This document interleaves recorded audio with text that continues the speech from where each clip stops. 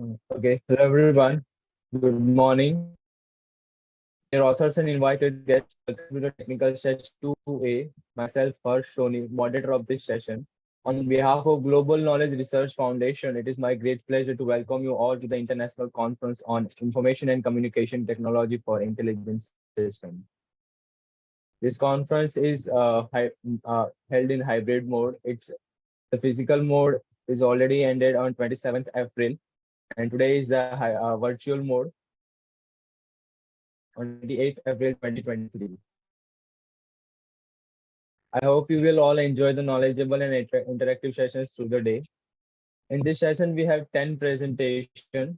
Each presenter will be given 8 minutes for the presentation and 2 minutes for the question and answers. On the 7 minute, I will raise a gentle reminder to conclude your presentation. And if you have any query or any update, you can write it to me in the chat box. And there's one request for the presenters that you may all please stay connected with us till the closing remarks so we can capture good memories of this virtual conference. Now, just before we get started, we'd like to invite our session chair, Professor Priya Piche.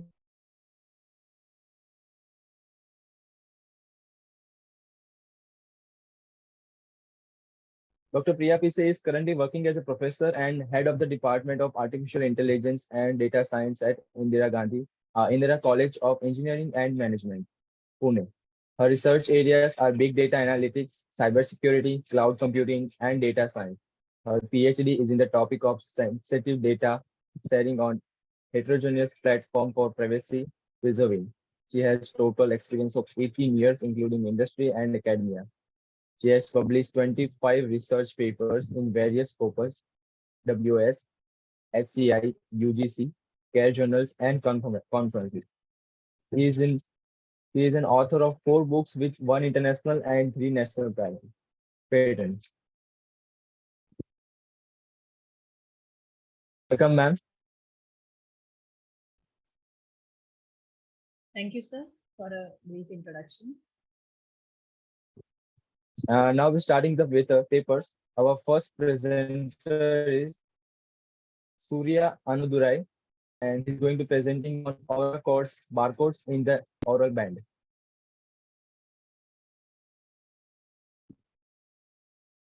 Surya is here. Yes, sir. Good morning. Am I audible? Yes. Yes, you're audible. You can start your presentation. Okay. I'll share my screen. Yes. Could you please let me know if you can see my screen? Yes, we can see. Yes. Perfect. Okay. So good morning, and I hope all of you are well. I want to start off this presentation by taking a moment to thank the organizers of the ICTIS 2023. I'm very grateful for the opportunity to speak to all of you today.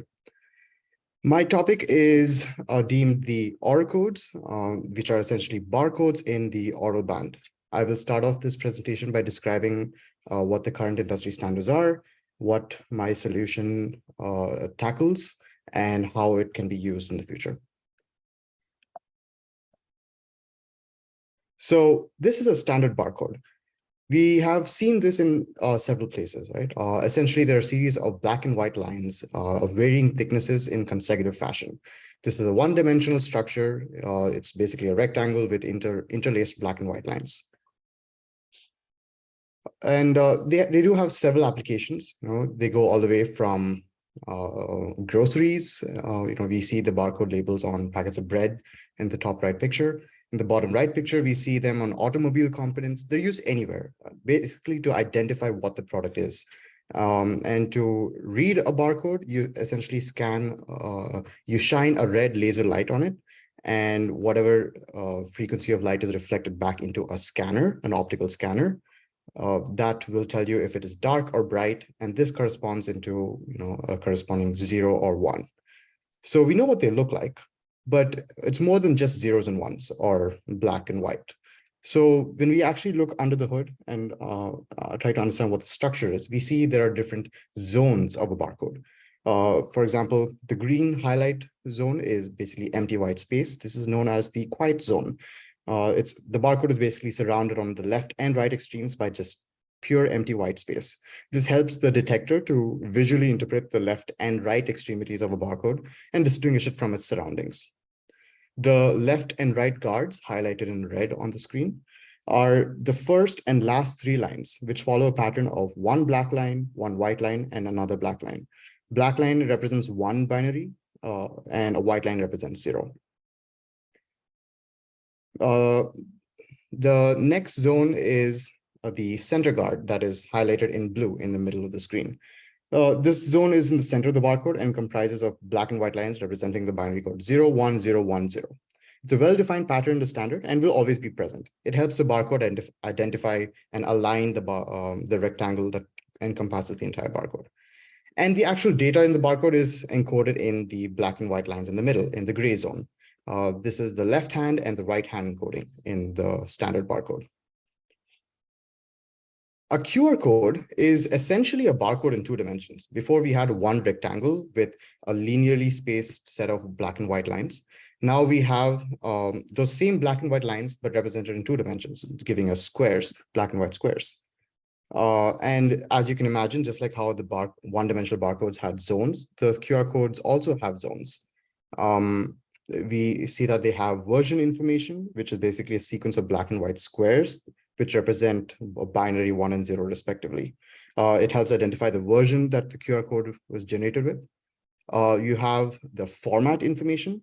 The format information records 2 different things: the mask pattern and the error correction level. These are 2 independent concepts. In a nutshell, the mask is applied on top of the gray zone, which I'll talk about next, to ensure that there are not too many consecutive black or too many consecutive white squares.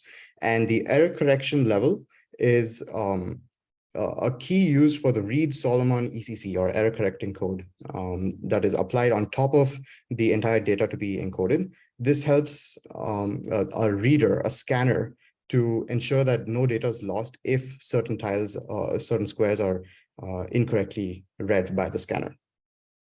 And we also see a big, 3 big black squares. We see that in identified by picture 4.1. These are position tiles. 4.2 are alignment tiles, and 4.3 are timing tiles. All of these help the scanner identify where the QR code is.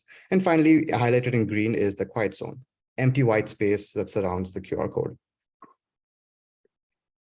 So just like how we had a one-dimensional barcode and the 2-dimensional QR code, many codes have been developed over the years. We have data matrices, maxi codes, Aztec codes, and QR codes. And there have been different variations of these throughout the years. Now, all of these barcodes have one thing in common. They're spread across space. You need a given surface area to represent the printed version of the barcode, and you need a visual scanner, an optical scanner, to detect the blacks and whites in these barcodes, 1-dimensional or 2-dimensional. My work, it takes a novel and unique approach.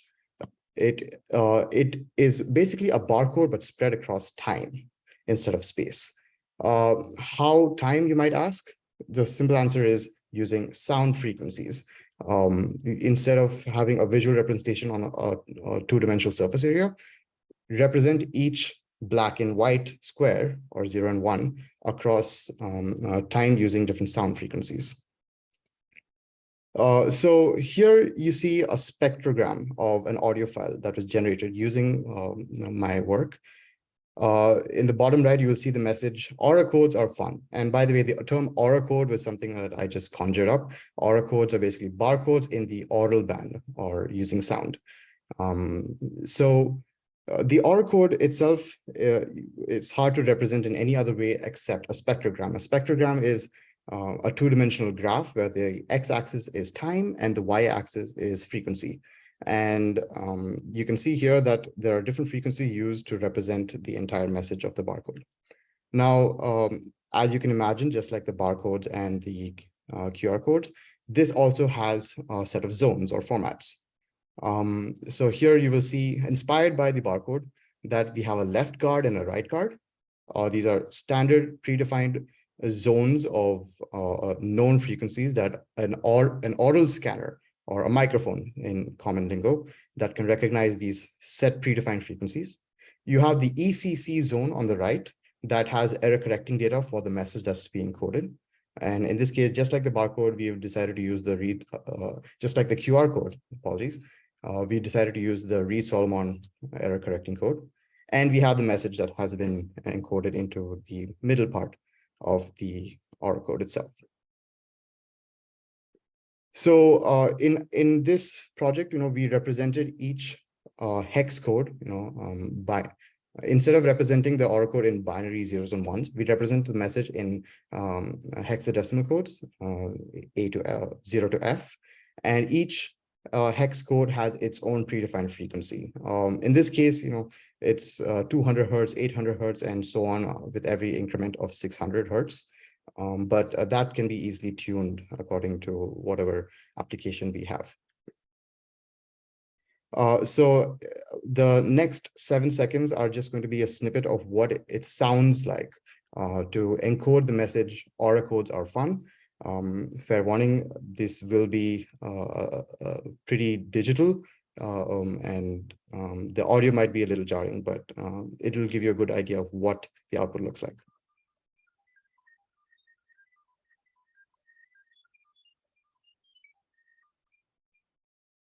That's what an Aura code sounds like after it's been generated and processed.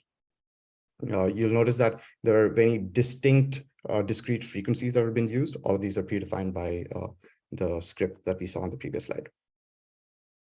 So what are the advantages of Aura codes over barcodes and QR codes? Sorry to interrupt you, sir, but you have last 1 minute. Yes. All right. So the next, the advantage of OR codes are, one, you don't require line of sight. You don't require close physical proximity to the code you're scanning, and you don't require adequate lighting. It works in dark or light spaces.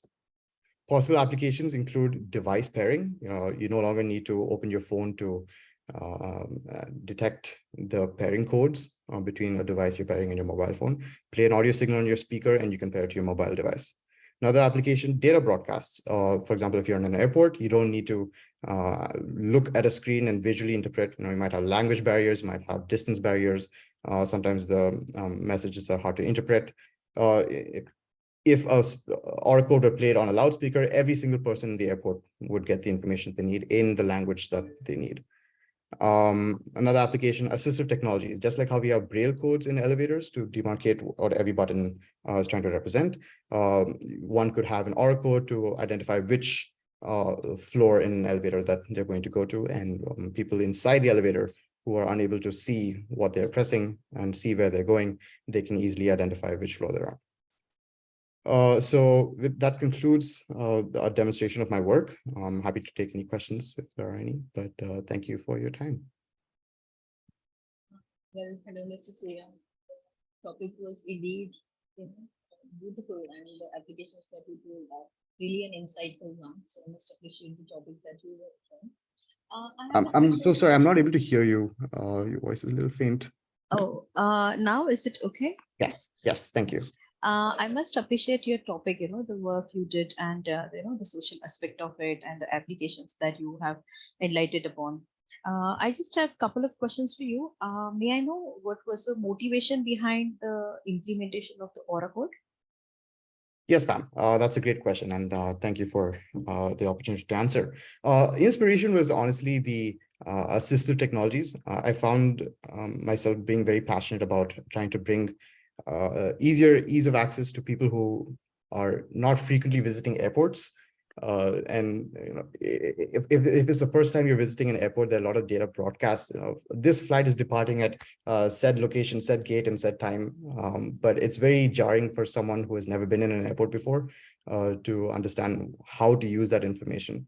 And there could be language barriers. For example, some of my relatives may not know the native language in an airport, may not know English very well.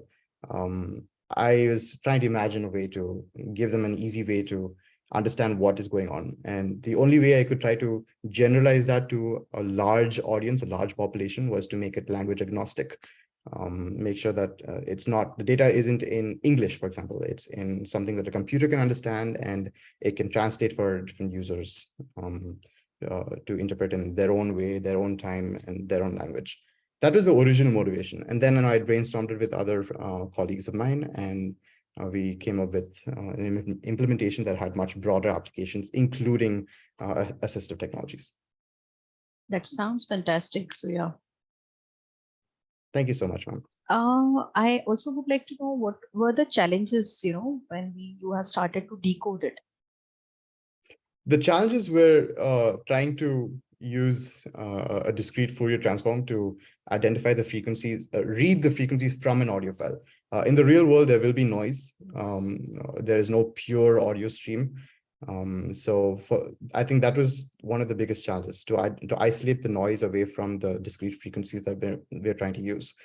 But in the scope of this project, because I'm able to generate and decode the audio stream myself.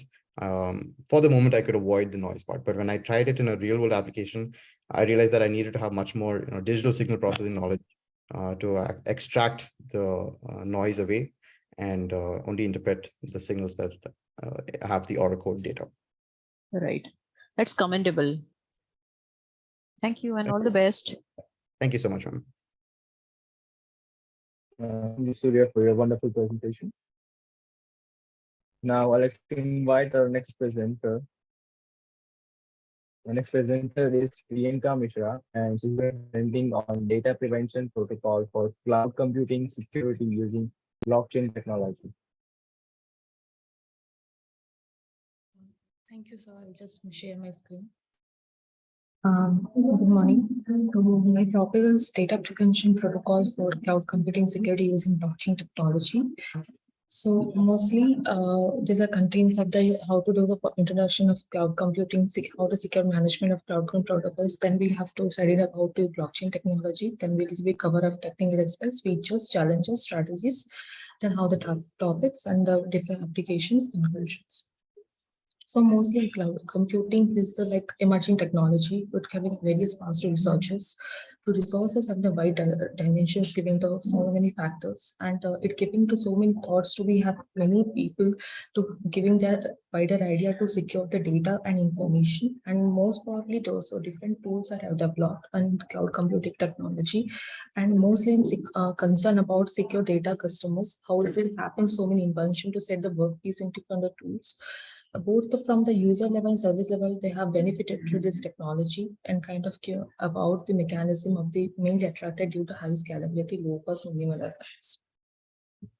So what is the protocols for security management? Why we are giving this kind of it is have multiple strategies to company utilize, mostly applications also, and full potential to while minimizing threats and some kind of spots also. So it provides a shared responsibility, and it kind of a significant role to play, provide a secure infrastructure. Mainly have the given us it have low cost and scalability. So that's what it having the provide secure infrastructure, and it's a centralized system. So client has been always the role of the secure digital assets, including all the control assets and the safety onwards. We can see that cloud security approaches the secured mostly data centers and manage access controls, threats, and kind of the redundancy compliance.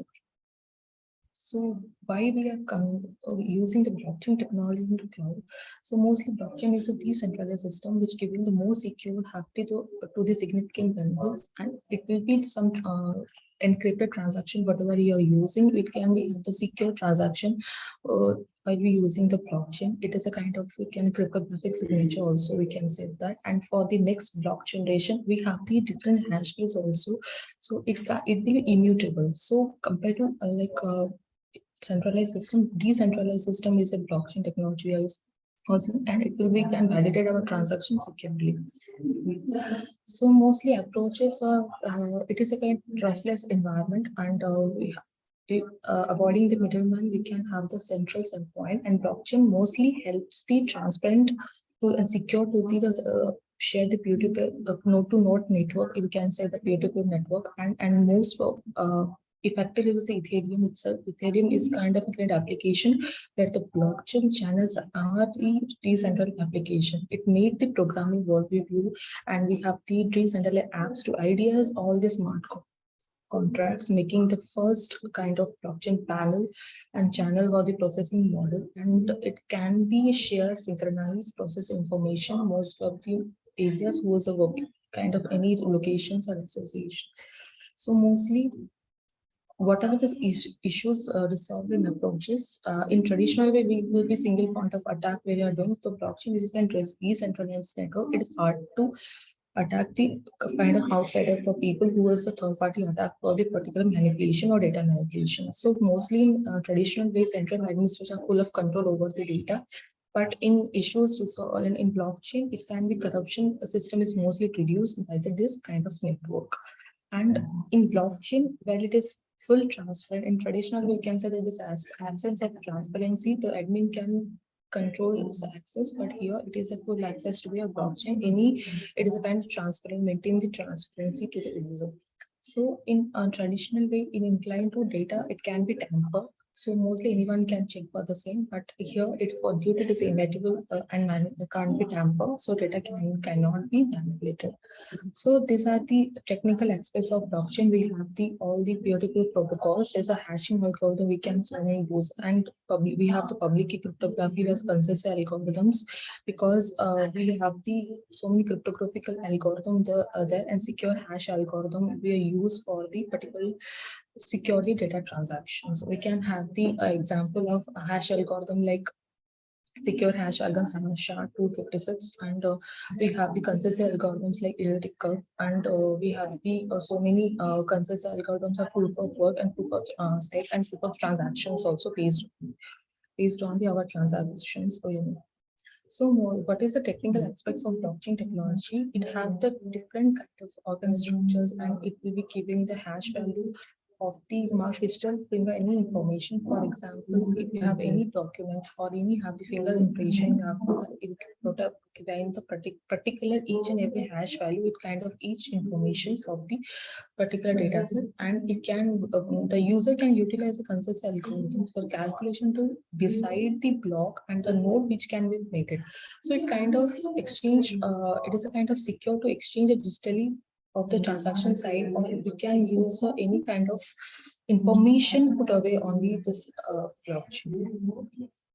So this is a kind of procedure we have consensus algorithm already before that this is a proof of work, and the point of block can be committed in node-to-node blockchain system. So it can be a further approving the copy of the most of the, and now we can see that most of the proof of work it have totally it comes to before that we have the proof of work, but now so much of energy consumption of the proof of work.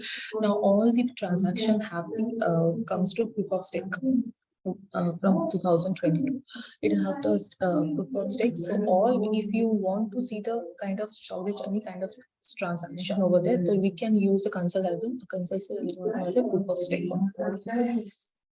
So what are the features? Kind of, it is a decentralization feature. So it is a most blockchain. What is a framework we are in place, and it can be processing the new nodes and understanding of the like updating. For example, understanding the accounts and the account from the update information. And if I've immutable, the data can be changed after once we have verified in the blockchain. So most clearly, if any one to modify also, so it can't be happen because due to the we have some hash key of each of the block, so it can't be immutable. So transparency, the reason blockchain we have can it's given so transparency whole the system, so it can be utilized for the audit. It can be we can track the information record our transactions also was, and proof of work. Before that, we have to give the any kind of exchange of grounds of program leads. Before that, we are using some proof of work. Now we are mostly for consensus algorithm used for proof of work. So whatever issues have, so main issues are kind of upload the data integrity, and it is like storing or non-reversible and distributed data.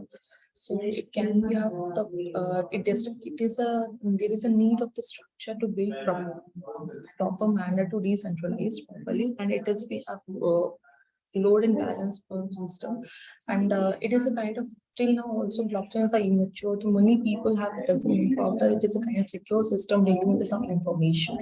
So whatever the frameworks we have neglected, it can be how we can use as a large scale over here. So to secure our synchronized data and our any kind of user the validation information also. It is kind of little expenses required, but though it is for the secure for the as a decentralized system, so it kind of some issues comes to us as a financial cost itself. Sorry to So interrupt you, but you have last 1 minute. yeah, sure. Mostly the blockchain strategies we have the emerging. It is a kind of novel technology, so most probably it is can giving the proper central database security, and from the management actually we can say the storage managers and attacks can prevent. And we have the three types of this a public blockchain, private blockchain, and the consortium blockchain itself. And the different blockchain applications have Bitcoin. We have Ethereum, Hyperledger. And why it is can be secure solution under the cloud system, it can be have the secure. For example, we are using electronic wallets. We can have the secure wallet that we use for this kind of in cloud infrastructure.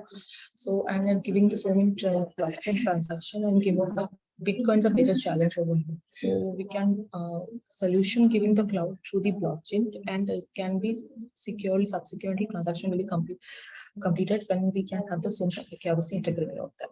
So majorly we can say the secure reliable resolution it can be incorporated over here. So conclusion was really we can say the blockchain is a high worth and great probability of authentication over, and it can be giving the people to user to transparency, upgrade their security, and kind of any fraud attacks will be there. It can give the good protection. So mostly subsequently, blockchain is a tremendous potential for the innovative running can be so many hacking also, and so many attacks. It can be prevented. Thank you.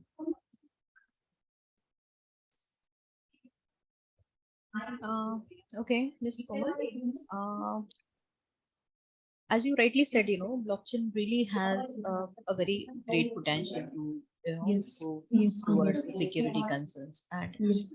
like my understanding towards what you have presented is, and I also would like to know, did you do any experimental based analysis on what you have presented for now?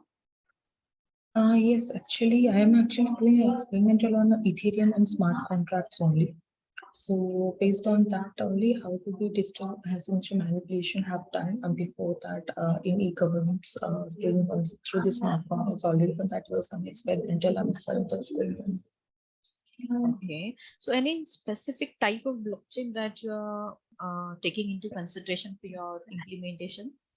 Actually, this is a for I'm using for the public key, some private key for that, because if we are using for each of the hash key, we have to show for the information secure.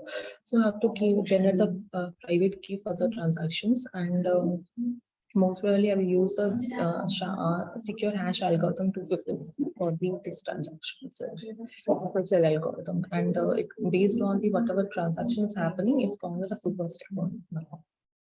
And it is a transaction based. Sometimes it is a proof of transaction. How much of transaction you have done? That is a kind of permission based only. For we have know that the permission and permission is that is kind of. Okay. And can we know the formation of your hash function? Sorry. Can we know the formation of your hash function? This kind of The way you are trying to implement, that is how I'm more yeah, interested. actually for this each of the block each of the block we have the each block have the separate hash keys, ma'am. And if you generate on before that next time also like you have generated it was different showing transaction, and for each transaction we have the sharding also, and it's kind of we can say that some kind of zero transaction will come for the beginning and after. That is how we have to particular algorithm we have to kind of some hash. It will come for the according to your transaction. It will come some hash key, different hash keys to according to your blocks and nodes. So it will be when we will be testifying it is will come like that only. Okay, Komal. Best wishes. Thank you. Thank you. Okay, thank you ma'am, for your wonderful presentation. Now I'd like to invite our next presenter, Dhiren, and he's going to be presenting on drowsiness detection system. Representative, you may please start your presentation. Yes, sir.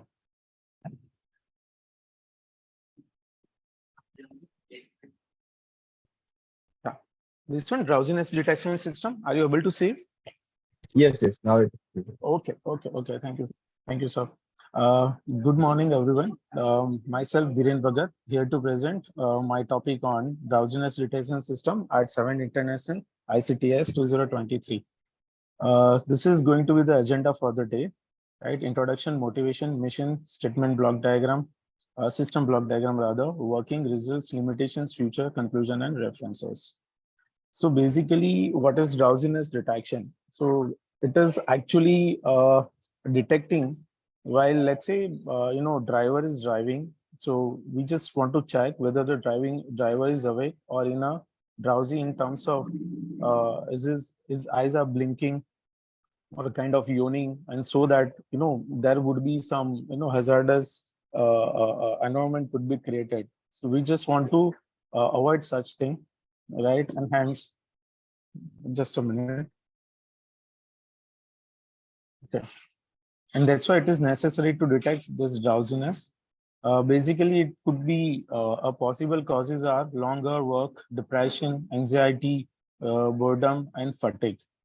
So motivation behind such topic is what to just prevent accidents caused by drowsy driving. Drowsy driving is responsible for significant number of crashes, injuries, and deaths each year. A drowsiness detection system can alert drivers when they are becoming drowsy for falling asleep at the wheel.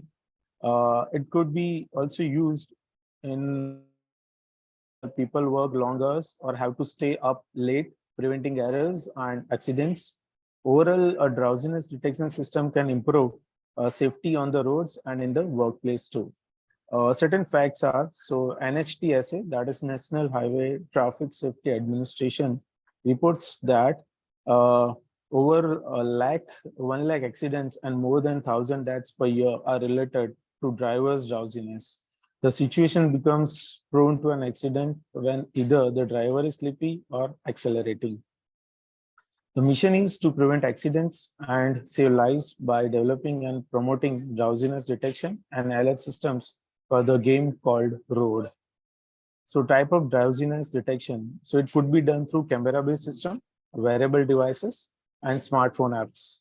This is a kind of a system block diagram where, after initialization of the system, videos or the frames are being captured, and then from that the frames are getting extracted. From that, features that we'll be talking a bit later, that would be extracted, and if the threat assessment is found to be right, then we have to report or have to have some alarm buzz so that drivers could be alerted, and if not, then we can continue. So this is kind of what are we doing is, after just getting the frame or other the pictures, right? We'll send it to the DLib library where the landmark detection from the face is getting done, right? So this is something like this, right? What you can see is this is nothing but a picture of one of my co-author, right? So this is facial landmarks are getting done. These are a few points between 0 to 67. So total 16 points are getting divided into this, right? And in that way, the first like sort of features that we are taking into consideration is eye aspect ratio. This is nothing but the sum of the vertical distances divided by the twice of horizontal distance, right? And we can get it done for the closed and the open eyes, and then we can decide on the so threshold for this. And the threshold, the decidation is just to have the average of these two, that is closed eye EAR, open eye EAR divided by 2. The another is what mouth aspect ratio. So there are total 68 points, but out of that, we are just using 61 to 68. That's what you have mentioned for the inner lip. That is this last 8 points, and from there, this is going to be achieved mouth aspect ratio EF by AB. So that is what marked in the picture shown here. These are a few results shown, right? So first picture is another co-author, right? So this is lively done. So in first case, a person eyes is closed and he's yawning even. So what you can mark is that is a red rectangle, and above just on the top right corner, or sorry, top left corner, a drowsiness or drowsy is written. Same is the case with the second picture, but the last picture shows that the person is awake and hence it shows the green box, right? So the system will detect the phase and keep a green bounding box over it all the times.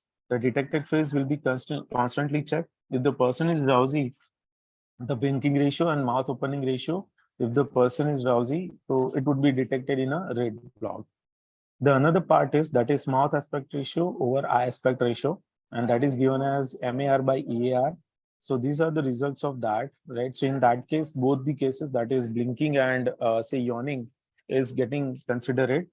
So this is what you can mark is, so this is inside the car that we have done a few implementations, and the results we can have achieved, right? So in first cases, the all images are like good to go, hence nothing is getting detected, and it shows that yeah, something is getting detected. What is it? That is a person is not drowsy. But what you can mark is to the right side of the presentation. So all these pictures marked with the red boxes, where at one or another way, somebody is yawning, no, somebody's eyes is closed, and likewise, right? So that's how the system works, and it just let us know that the person is drowsy or not. And on the basis of that, what we can have is hardware could be included. So output of such results could be clubbed with the real-time hardware, which will buzz, and so that driver would come to know, okay, something wrong is going on, so I have to be alert, okay, and could come out of the drowsiness situation. There are few limitations.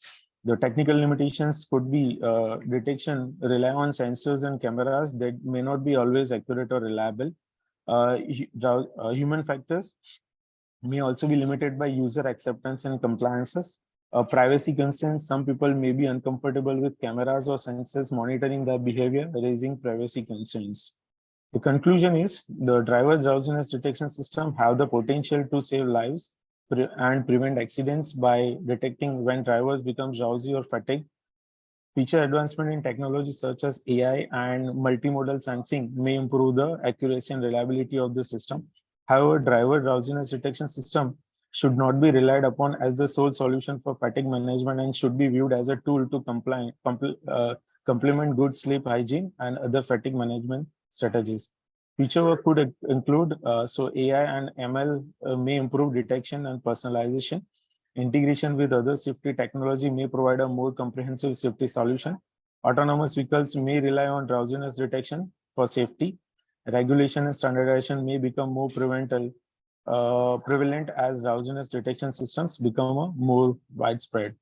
These are few references used in presentation and for the paper presentation. Thank you so much for the patient listening. I'm open to any questions if there are any. Yeah. Hi, Dhiren. Yes, ma'am. Uh, Hello. Question to you is, that's an era of AI, right?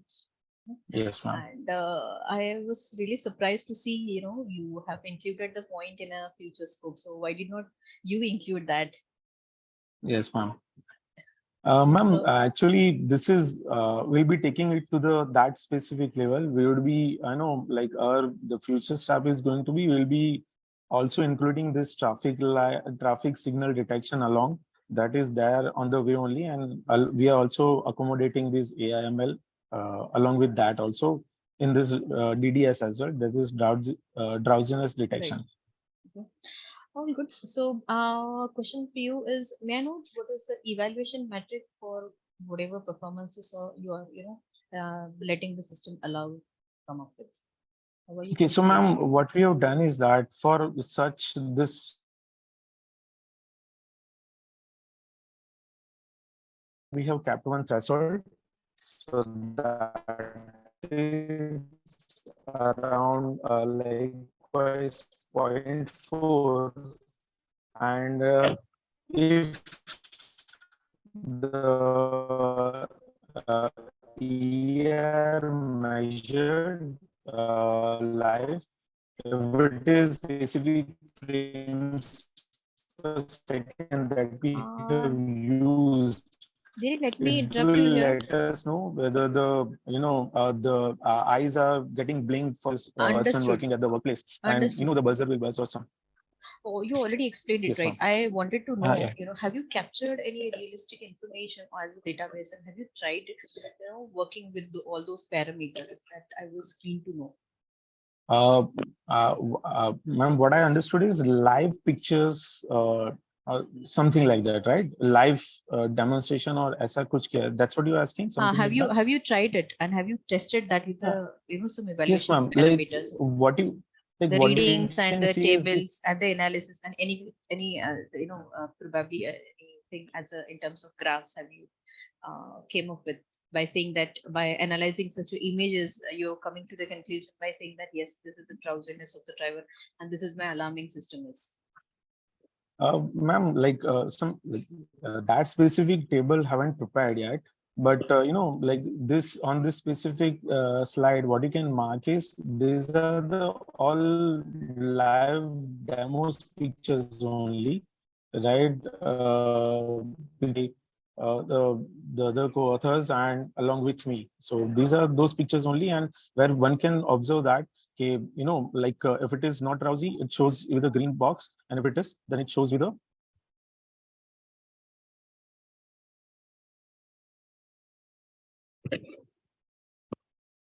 Uh, I guess Dhiren has left the meeting. Yes, ma'am. I think so. No? It's facing him. Okay, can we have the next presentation by the Yes, yes. time he's going to join? Yeah. So our next presenter is Hampika Gurla, and she's going to presenting on intelligence monitoring of home security.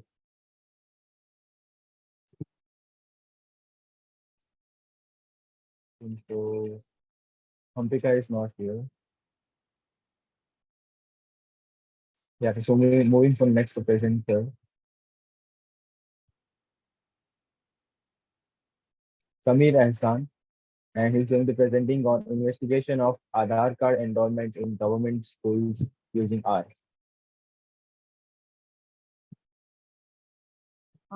Samir, if Sorry, you like can, I was yeah. just get disconnected. Hope No that is okay. worries, no worries. Dhiren, Okay, that was thank you. perfectly fine. I just have put a message for you on a chat box. That's a paper Sure. for you. It was one of my area of interest, and I had the paper luckily, so I thought it will be helpful for you. So just check the chat box. Yeah. That is very good part on me. Thank you, ma'am. I'll definitely look into it and we'll Thank do you, the and my needful. best Thank you. wishes. Thank you. Thank you so much, ma'am. Thank you. Thank you. Yes, Samir, you can start the presentation.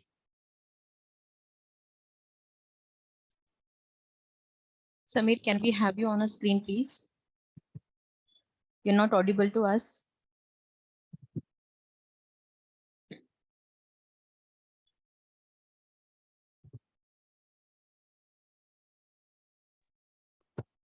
Okay, Samir, do one thing. You can just solve the technical issue that you are facing.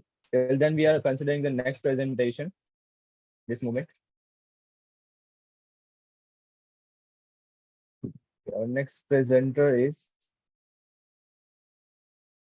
Meeta Mehta, and she's going to Yes, I'm there. presenting on monitoring algorithm for datafication and information control for data optimization. Am I audible to you? Yes, ma'am, you are audible, and please start your presentation. Yeah, yeah. So the participants are able to see the screen. Yes. Yeah, so it's a very good morning. I'm Dr. Meeta from Symbiosis Pune. And my screen is on the presentation mode now. So my title of the work is monitoring algorithm for the datafication and information control for data optimization. So basically, this is a critical literature review for session chair for her information, whereas in the publication formality, I have mentioned everything. So datafication, we know it's a technique of collecting, storing, and analyzing the data in digital format. So it's an attempt by the author because this process has become progressively prominent as most of us are post-pandemic. We are switching a lot. Entire world has switched to the world of the data, and the process the datafication is a huge, the pile of data is huge. It's a very predominantly available, in the any space, and especially the country like India, where the privacy, principle is not being so convincingly accepted by the citizens. It becomes very important for us to understand this particular topic in this, conference. That's why I made the paper on this. So, it helps us in identifying the pattern, trends, anomalies, and all. So, the algorithm that are used to ensure the integrity and quality of the data set which we are being throwing, rather uploading a lot on the various platforms. And information control, it's a process of managing and regulating the access to the data. Now, there was a missing link through a critical survey. We found that, and hence this study we have tried to emphasize that monitoring algorithm can be used to restrict the access to the sensitive data based on the identity of the user, their role, and the context of the request. So these algorithms can also encrypt or obscure sensitive data to protect it from the unauthorized access. So in total, what I have tried to do is monitoring algorithm is an important part in datafication and information control, as it helps the organization to make sense of the vast amount of the data which they collect and to protect the sensitive information. So while reviewing the paper, we have gone through a number of data set, obviously, because for us also it's a datafication while we do the research. And we have got to know, so I have just presented my objective. So the rationale of taking up this research is like in today's digital world, it is data is generated, it is procured, and even it is available, so it is unprecedented with billions of people connected to the internet. But many a times we don't know how to use this data. We are accessed with our smartphones, we are there on the social media, and a lot of digital devices. Now, this has led to vast amount of data being collected, stored, created, and there has to be a process where we aim to control and analyze it. So while I was telling that datafication paper where we start looking at, so there are a lot of niche papers which are worked on datafication and control on the employees. So there are a lot of papers. It's not like it's a technical topic. There have been data like, International Labour Organization has also published a paper which had worked on how employee, the monitoring algorithm can be implemented. So this is a critical literature review where we aim to present in this conference for the future empirical set of testing on the same objective. That's what my aim is. So we know that datafication can be seen in many aspects of our life. So most of us are demonstrating our online behavior. By visiting our website, we would click some of the items, and while even browsing on the e-commerce, our online behavior can easily be tracked. So what are my interests, habits, and preferences can easily be seen through the kind of a datafication, because it's a process of collecting, analyzing, storing, and cleaning the data. Similarly, the location data from our smartphone is used to track our physical movement. A lot of the moment you give access to the earlier presenter talked about the driver and drowsiness and all. Similarly, if you know this cab services and all, when we provide the data, we are again choice, kind of right choice, our peak time when we board the cab, we come back, everything is tracked.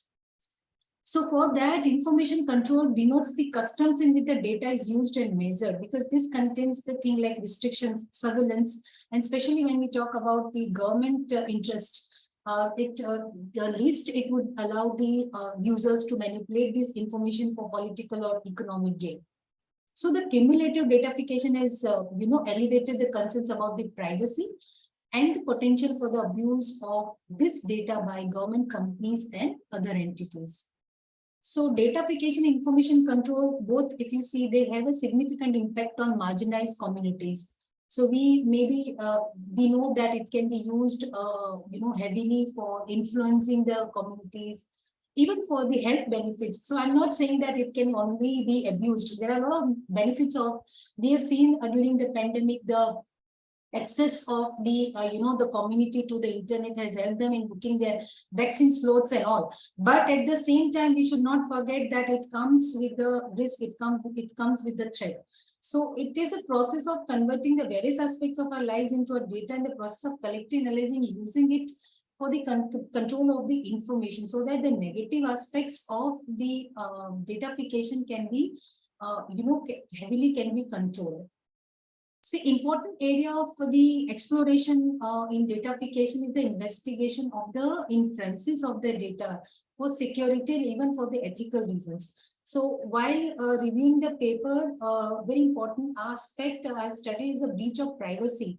A lot of companies, a lot of, especially the insurance giants or the health organizations, these people can easily access the data of the people, and even the earlier presenter has spoken about the blockchain or maybe the Ethereum, the kind of the protections or the algorithm which these technologies are using is just for one of the reasons is a data privacy and ethical usage. So studies had mentioned that how datafication can be optimally utilized in the public, even it has been studied in the public transport. Social gain is one of the most discussed implications across the literature. So health and transports are one of the most latent, yet international papers are talking about the transport part and the health benefits. So the countries are heavily using the blockchain, or maybe the first-hand information which they are getting is through datafication. So various storage of the data can be further channelized for providing the services to the community in terms of the health benefits. Very important thing nowadays, what is prominently being seen, especially in India, there is a loss of faith in the media. I'm not talking about the teenagers or the young people, but a lot of people have understood the risk aspect, after reading and experiencing and getting to know about a lot of things which are coming on in news. So governmental institutions has also been linked to information control, and a lot of research have also been mentioned about it. So studies have explored the potential of information control to be used, which can be used for political benefits, since information reaching to public can be manipulated. And even at the time of vote, the election, we have seen that Donald Trump election in USA, it was seen that what all set of strategies are being used based on their social media voting, and these allegations are also being placed on some of the political parties in India as well. So datafication information control studies have been done. Now, what we aim to do is setting up the algorithm for datafication and information control. So we aim to, the author aim to suggest the monitoring algorithm for managing and protecting the personal data. So depending on the individual use case and the desired results, a various type of algorithm, like filter or censorship, propaganda, personalized, including the monitoring algorithm, which can be used to monitor and access how information is disseminated across various platforms. So monitoring algorithm, we know, are the class of technique that are used to monitor and analyze the system, process, and data. This algorithm can be used to identify the patterns, trends, and anomalies to the data, as well as the guarantee the quality, as well as the integrity of the data. So that's what we intend to present. And it has been discussed, and I have presented this in my concluding part. Very important things are data encryption. The algorithm that encrypt the data to or this would help in protecting it from the unauthorized access. That is what the main objective of introducing this particular missing link through this critical literature review. Also data masking that obscure the sensitive data to protect it from the unauthorized access. So in total, this monitoring algorithm is kind of a tool which very much helpful probably to understand or to protect rather the inappropriate use of the data.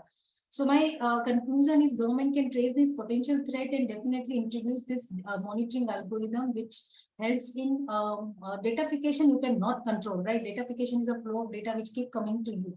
But how this different set of data, text, images, and a lot of links, documents can be better used with the monitoring algorithm, especially in the space of health, higher education, social media, marketing strategies. This can be useful for overall benefits of the community. So these are the references which have been used from my side. Hope I finished it within the given time period. Yeah, thank you. Well, hi, Dr. Meeta. Hi. As far as the topic is concerned, I just have one question to you. Like, what was the horizon of this review? The way, I mean, I must appreciate the way you thought that, datafication is also a necessary step for the optimization processes, right? Yeah. Basically, it's for the research, and as I can see that you are a research professor, so you may be the right one to, share your views on what was the horizon of the review that you did. Yeah, so Horizon basically it's a one or two seminal paper, initial conceptual work. I have tried to touch on the last 10 years paper because that's what the main intention. More than that, 5 years would not be justifiable. So I've taken broadly the timeline of 10 years horizon and international as well as the Indian authors. And I got good review of feedback on this as well. Yes, it is, when it comes to, if you see Horizon in terms of the discipline, scopus or non-scopus and all that, there is a mix. It's a technical as well as the opinion paper, empirical as well as the viewpoint papers I have gathered. And majorly I try to see the highly cited work, and this is how I put the filter. Hope I've answered your question. Yeah, indeed.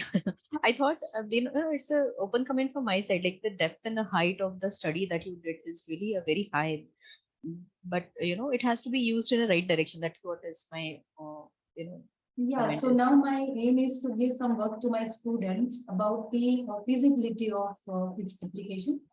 And we would see that if there are takers, I would like to send them to fields and take it, some feedback from the companies and maybe some of the, project managers about its feasibility of or maybe its application. That's what my intent for the future work.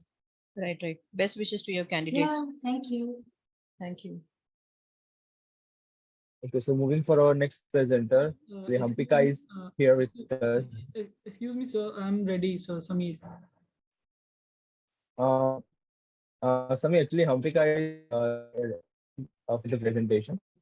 Actually, After sir. this, you can present your paper. Actually, sir, I'm having exam, so that's the issue. Actually, I wanted to get it Yeah, done. no problem. You can take the who have the other obligation. It's okay, no problem. You can. I'll.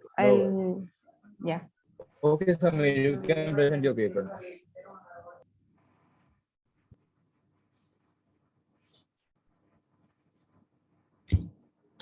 Is my screen visible? No. Now, Not shared yet.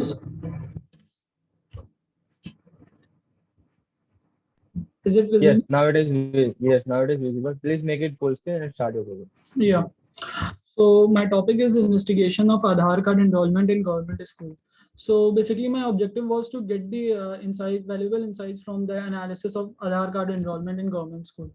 So this was my proposed system, which I have done. So basically, I have taken the data from the real-time data. Actually, my mother works in the government school, so I have taken the real-time data from there, and I have done the analysis on it. So this was the proposed system. So from here it works from database to data warehouse, and that analysis techniques, and then pattern evaluation, and then user interface.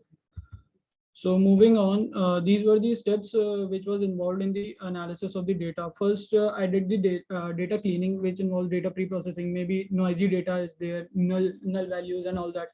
So I did that, and then after integrating the data and selecting the attributes for which attributes I have to use for the analysis, and then transforming it, and then doing the data analysis, and then pattern evaluation, and that at last what was the knowledge we get from the data. And so these were the data processing. These were the data pre-processing techniques which we did. Through school data I got and pre-processed it and integrated with these two districts. I took the data from Varanasi and Sultanpur, And these were the implementations with the tables and figures. So these were the attributes which I took.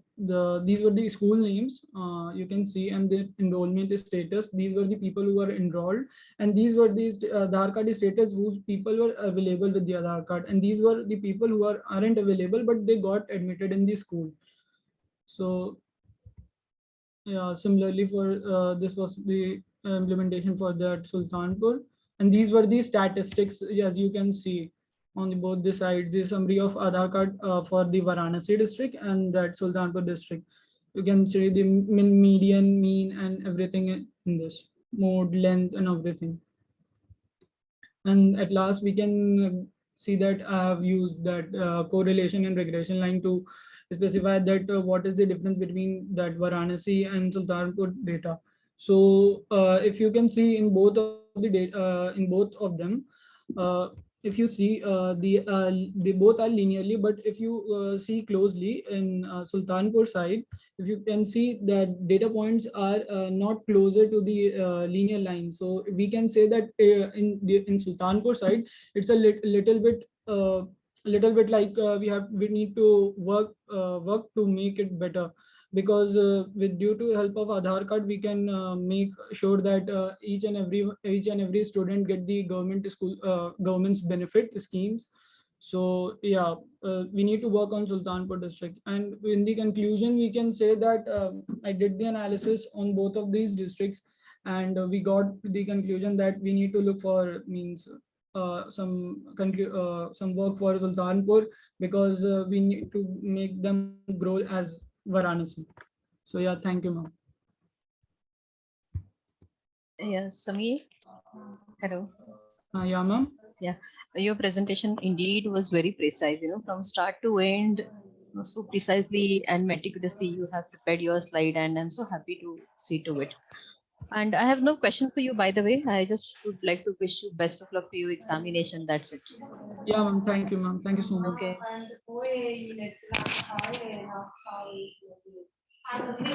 Hello. Okay. Yes, ma'am. Yeah.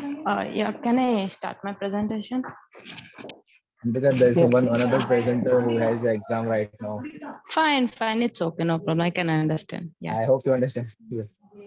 Yeah. No problem. As a lecturer, I am able to understand. No problem. Okay. No, Anvika, I have my exam Yeah. after this, so schedule Amilan to present. Yeah. Yeah. Please. No problem. I'll. Okay, sure. Thank you. Yes, Thank you so much. All the you best. can present your paper now. Okay.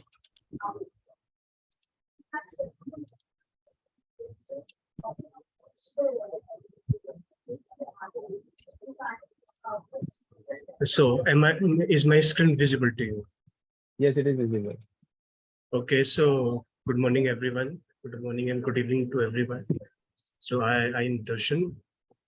I'm tech students in Graphic Era University. Graphic Era University will be presenting paper today. So starting my my slides, firstly I'll be talking about the contributions in this paper. So we discuss several facets of telemedicine in combination with tape level to present presentable data. Also, we have discussed some of the previous work done in the field. Also, we have provided the architecture of our proposed system with a network. So the title of my topic is the role of tape learning in a secure telemedicine system with a case study of heart disease predictions. And these all are my co-authors. So some overview. So these are some of the topics which I will be explaining in my coming slides. Introduction, pillars of healthcare, deep learning in telemedicine, and need, challenges, and future solutions. So with a brief description about telemedicine. What actually is telemedicine? So telemedicine is basically a way of health checkup in which patients can interact with doctor from any part of the world and can discuss their problems with the help of calls or interactions over internet. And deep learning, on the other hand, is a concept which tries to achieve human brain-like decision making capabilities in machines. And Yeah. So these are like four pillars of healthcare sectors, like patient-oriented design, accurate analysis, data processing, and management of data. So this is like the architecture of the proposed scheme which we have discussed in our paper. Basically, in this, uh, as you can see on the left-hand side, there are several devices, smart healthcare devices. Devices can be like your smartwatches, your smartphones, and all. So this data will be collected to the health server through a secure transmission using session key establishment and a such session secure session mutual authentication. So here health server receives data transmission through the smart care devices and there is a mutual authentication. So why there is a need of deep learning telemetry? So we can have a real-time monitoring of and analysis of all the healthcare data that is coming from the patients or maybe some other people and other clients. So for doctors, it is easy to access all the data that is coming through the patients, and through the analysis of deep learning, they can use this data. Also, this can improve efficiency. Yes, there is a lot of extra works that has been removed. It's pretty easy in all this, like facing correlations between similar diseases, providing access of healthcare in remote area, and proper management of data and knowledge sharing. So what challenges and issues we face? So if we are if there is a transmission of data between a doctor and patients, there can be like as previously authors presenters have mentioned that there can be an excess of unauthorized data. And also we noted medical related data is one of is kept as a secure data. So information security issues can be there, like while exchanges of data between these two entities. And also the correctness of the system and interoperability like can use to the various systems. Information security related issues can be also there, like if anybody can access and have an authorized access to maybe there is a threat to the integrity, maybe confidentiality of the data. So healthcare data is like one of the most critical data. So there can be chances like there mismatching data, maybe the data has been manipulated by any third party person, or maybe fake correctness of the system. So healthcare devices like they capture some high accuracy data with less computation time. Also, the error should be negligible. Obsolescence of tools and technology. So what can happen is that sometimes we use some of the libraries and the hardware that has become obsolete. So in case of it might get also costly. So we also got like transportation burden to set up new tools in remote area. So like the future research and directions. So medical data is also as I've discussed is critical data. So we have like we need to have a secure and light framework.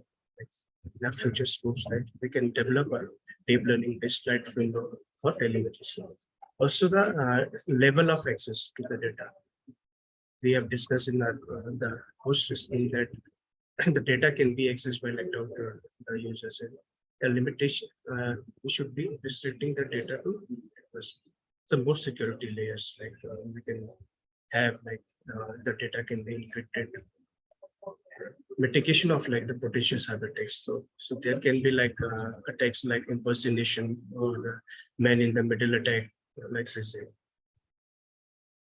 And also like the compatibility of different tools and technology, like proper handling and management of tools are required. Like person may not be able to use some of the technologies as they are unaware of them, or maybe the maintenance of the technology. The smart healthcare devices or the IoT devices uh, may produce some noisy data. So there is a need to like frequent updates and cross verification of data is required in order to maintain the integrity of the data, whether the data has been received by the doctor is good or not. So limitations of my technology. So as I have said that the medical data is very critical. So we need to have like proper authentications and a level of access given to the people. So administrators should be aware like the pros and cons of the technology. With this data should not be in the hands of wrong people. Technology should not be used in unfavorable condition. Like some of the data which may not produce good result or may require more learning, so that may cause some problem. Proper wiring and environment of the data should be established. Accuracy of the system. So it should be like it should have negligible error of possibility. Only standards and prescribed tools should be used, like some of the libraries and maybe some of the tools which we are using should be like up to the should not become obsolete. Along with the accuracy, the speed of the competition should be taken care of. Even so, these are some of the references which we have used in our paper. Thank you. From Okay. Darshan, yeah, it was really indeed nice and a versatile topic, with a Yeah. really a huge scope, because as far as deep learning comes into the picture and Yeah. whatever case study maybe you're trying or you already have done with, I Yeah. believe, you Yeah. really have the topic really is going to be social and helpful for, doctors as well. So I wish all the very best to you, your topic, and I have no question for you, as in. Thank you Thank you, so Dr. much. Priya. Thank you so much. And thank you all the participants, like those who have allowed me to present this paper. Thank you. You question. And now, Kumpigal Gowla she's going to Yeah. presenting on intelligence monitoring of home security. Yeah, very warm greetings to all the respected panel and co-participants. Hope I am audible, right? Yes, ma'am, you are. Yeah. Today I'm here to present our smart security system, like based on the intelligence monitoring of home security. Using a very basic technology, as it is a very small topic, still like what we say, based on the survey from the South Indian polices, Ma'am, your even PPT is not shared yet. yeah, okay. 1 minute, please. I'm sharing.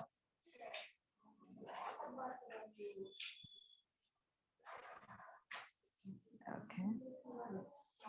Is the screen shared, sir? No, ma'am. No.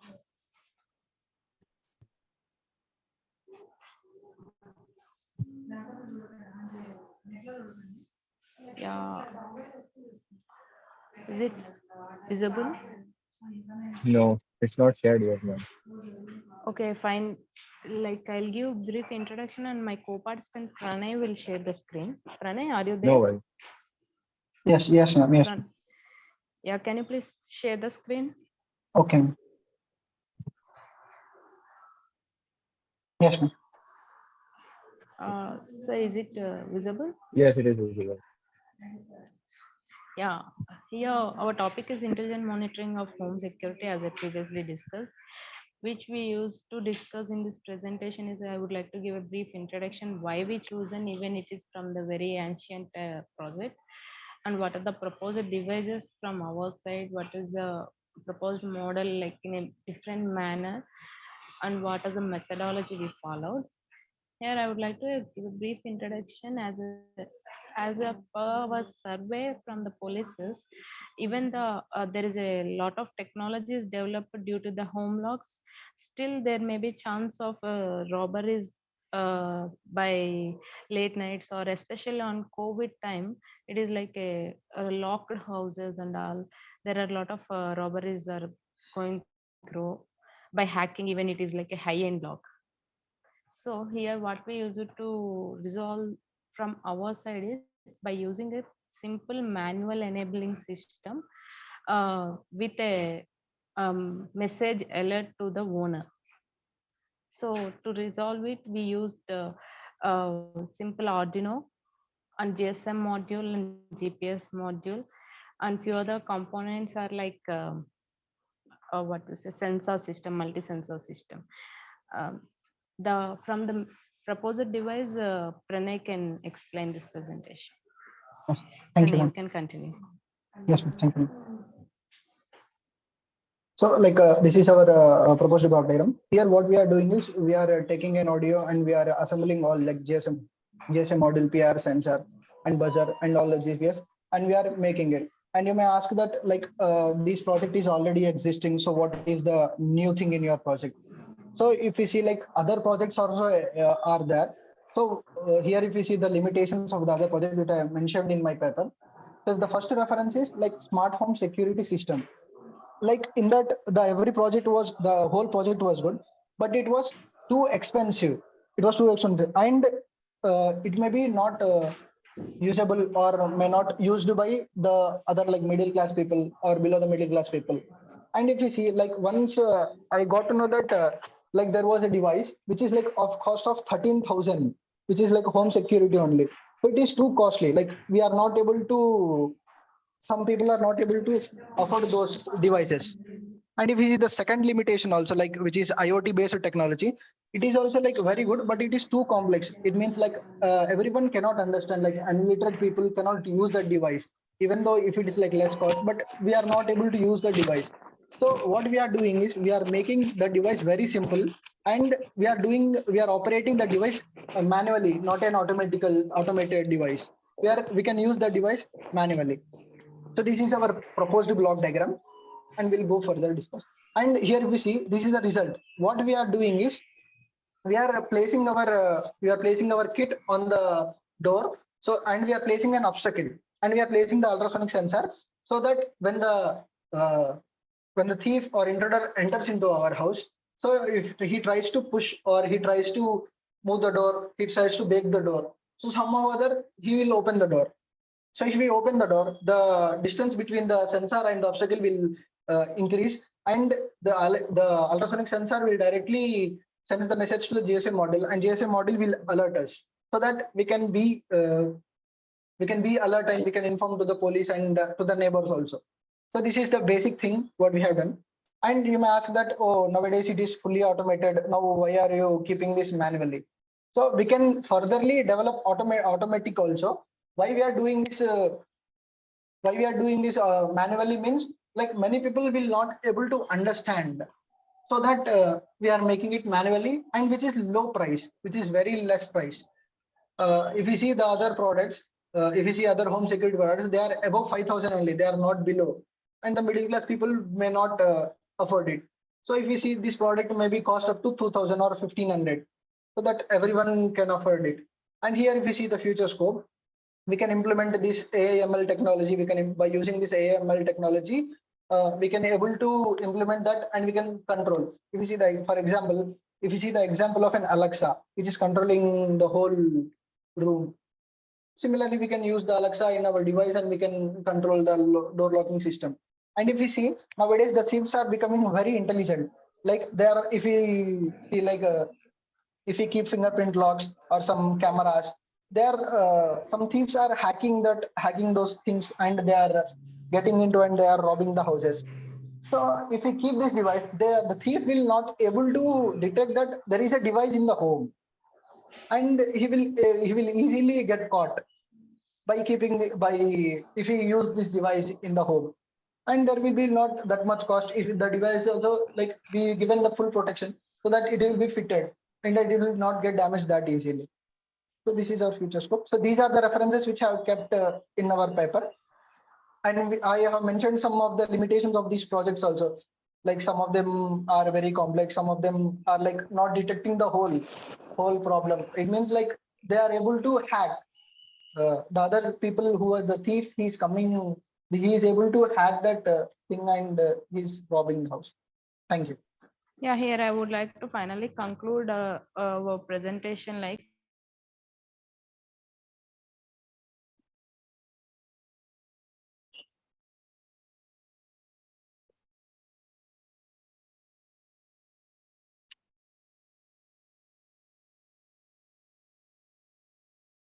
Hello. You're saying something, Miss Sampika? Should we wait for you? Yeah, I am. Am I audible? Yeah, you are. Yeah. Finally, I would like to conclude that our proposed device, we use it to make it as a model in a tag, like a fast tag. When we implant it, it doesn't affect the robberies, and we can detect the robberies person very easily.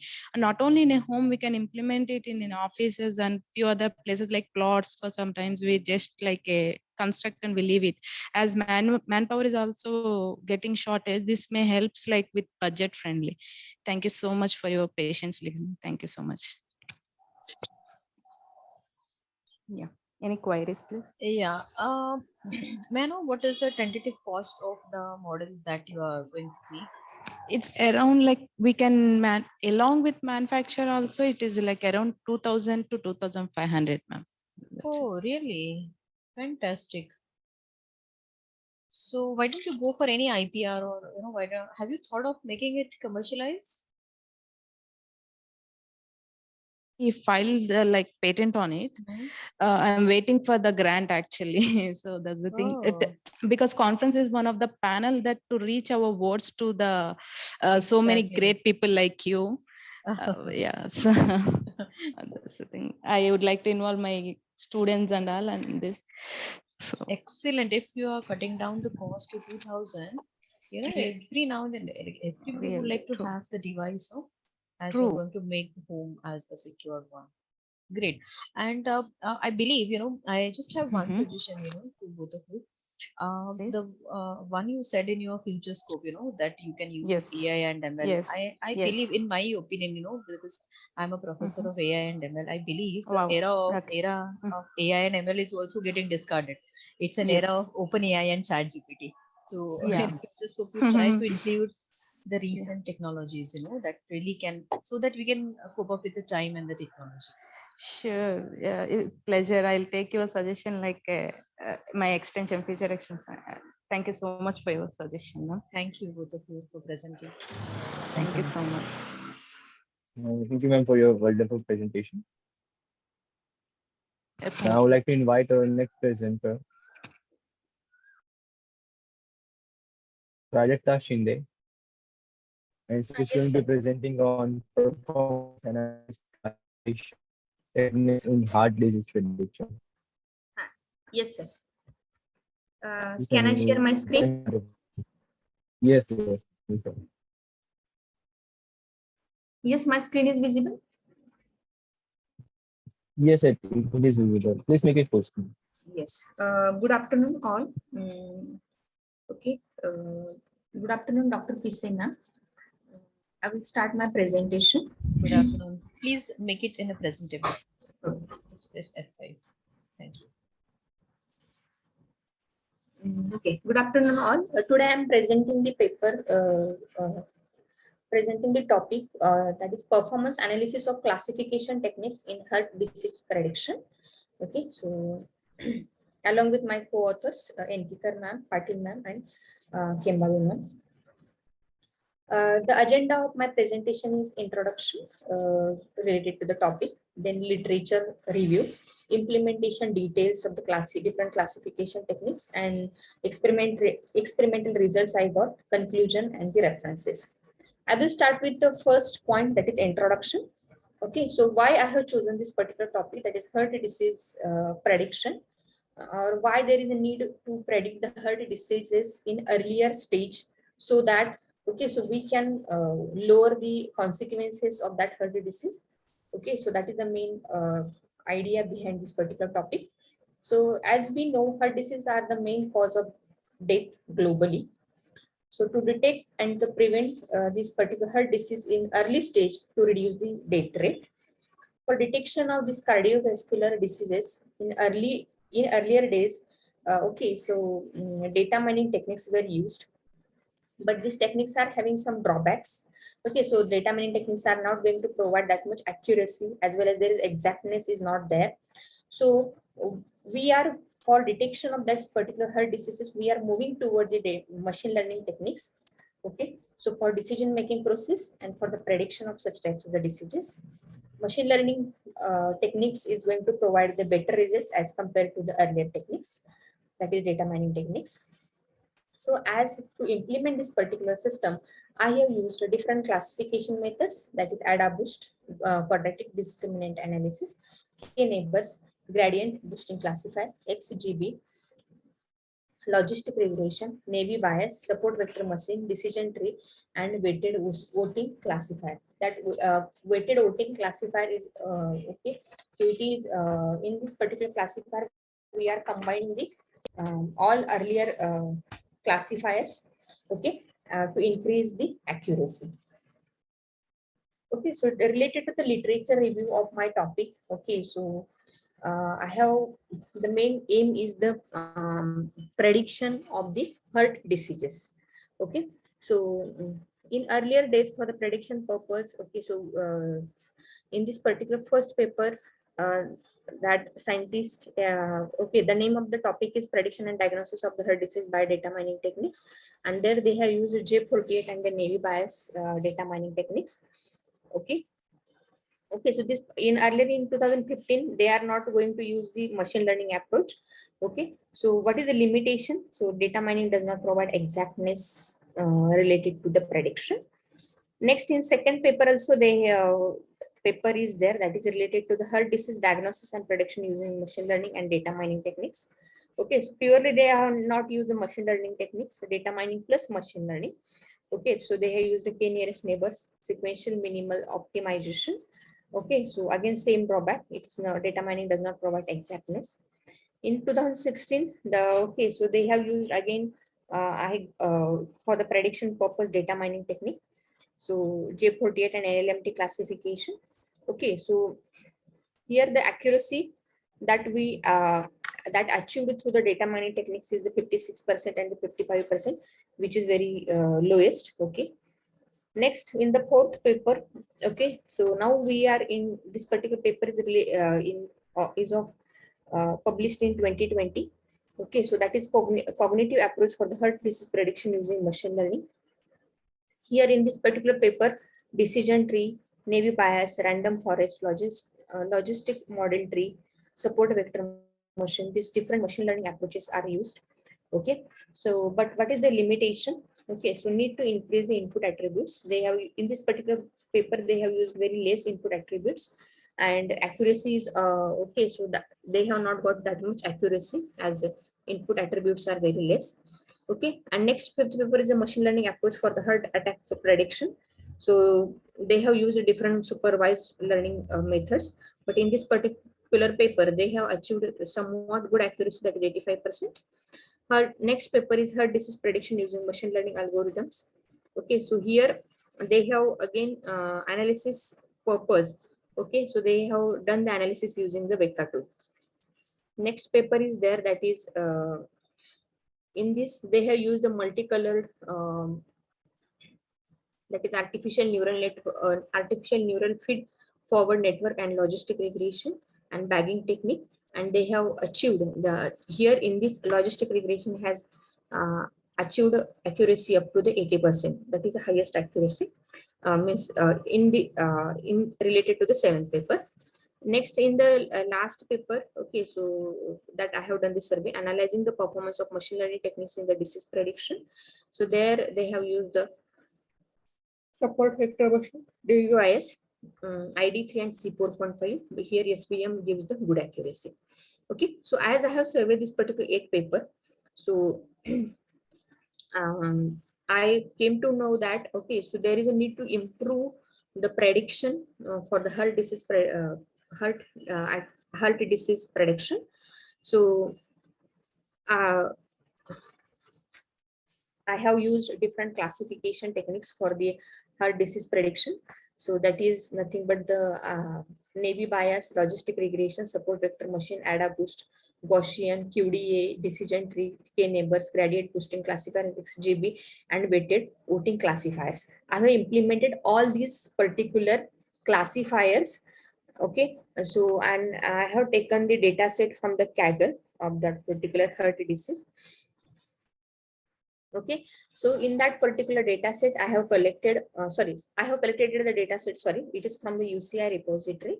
I have taken data set from the Kaggle plus UCI, but here, whatever the implementation I have shown, that is the data set from the UCI repository, which is having 13 attributes. Okay, so age, age, sex, chest pain type, okay, blood pressure, cholesterol level, fasting blood sugar, okay, maximum heart rate. Okay, so all these particular 12 attributes are the input attributes, and last attribute is my output attribute. Okay, so according to these values in of this particular 12 attributes, that will decide whether that particular person is having the possibility of the heart disease or not. Okay, so for the system implementation, this is the system architecture. Input data. So input data is whatever I have taken, that 12 attributes data from Kaggle from UCI repository. Then I have performed the data pre-processing. So whatever there is null values are there, okay, and data pre-processing is performed. After that, data is splitted into the 70% and 30%. 70% data I have considered for the training purpose, and 30% data I have considered for the testing purpose.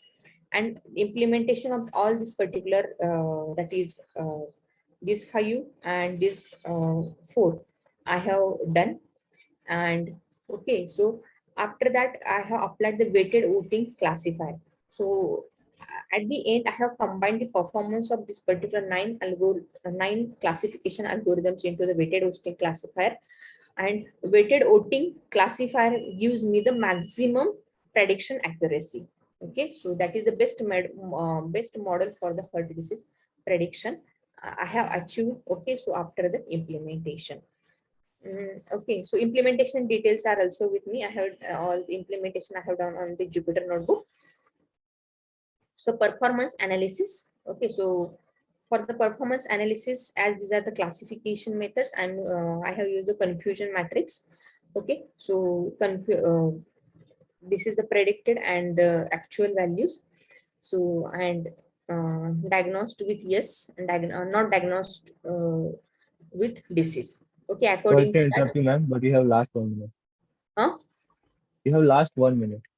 Okay, so these are the confusion matrices for the all the classification methods.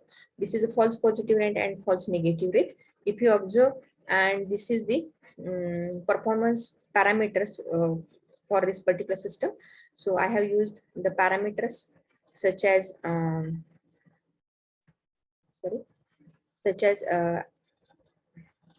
accuracy, precision, recall, F1, then area under curve, false positive rate and false negative rate. And I have compared my system, that is proposed system, weighted voting classifier used for the heart disease prediction with earlier system. So this my proposed system gives the good accuracy, that is 98%. Okay, so finally the conclusion: in this system, we implemented different supervised learning methods to evaluate the performance of heart disease estimation system. This model considers age, as I have told you, this particular parameters, input parameters. The performance comparison shows that proposed system has given the best accuracy, that is 98%, compared to other classification techniques. So we analyze the relationship between early symptoms and possibility of occurring the heart disease in the people. So if we maintain the proper precautions according to warning signs for the heart disease in the advance, then it will help to minimize heart disease possibility in the human life. Future work system can further be improved by increasing size of data set, increasing and applying the different deep learning approaches. And these are the references. Thank you. Well, Rajita. Yes, ma'am. It was an excellent presentation. Thank you, ma'am. Excellent.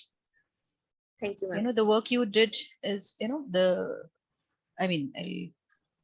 tell you from the start, the way you did your literature, the way you found out the gaps, so that you can take it ahead and you really can work upon, and your contribution towards it. So I hats off to you. I really like the presentation, the way, you have made us understand everything about it. I just have one concern to ask you as, chair of a session. that you said that you have taken the data from the Kaggle, right?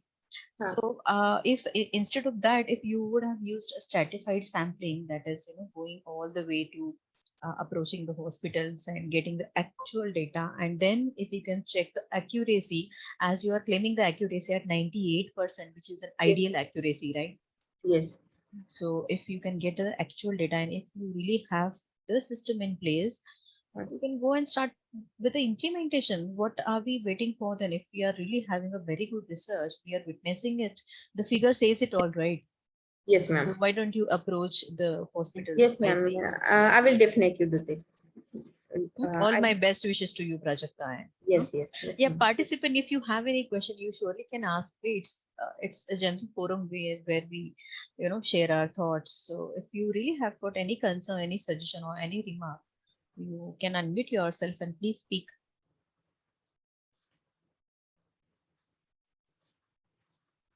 Okay, all good.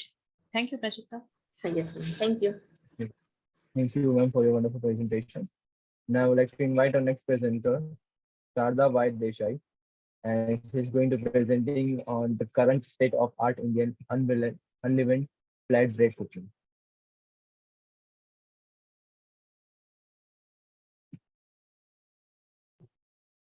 Sharda, you must start your presentation. Good afternoon, everyone. Yeah. Good afternoon, ma'am.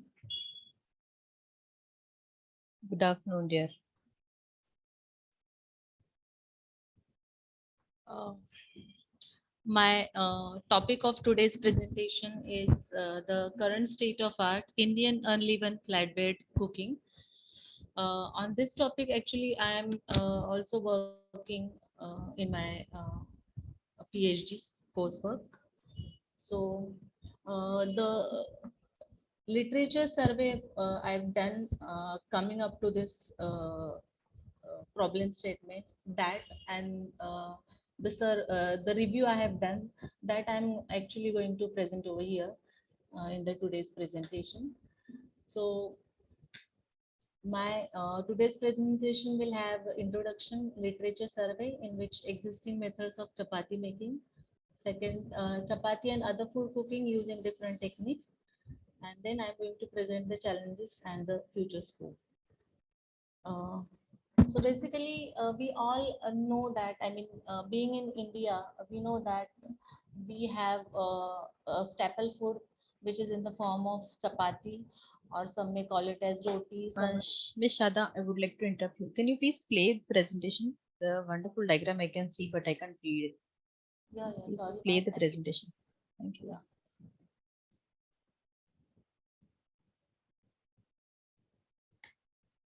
Is it?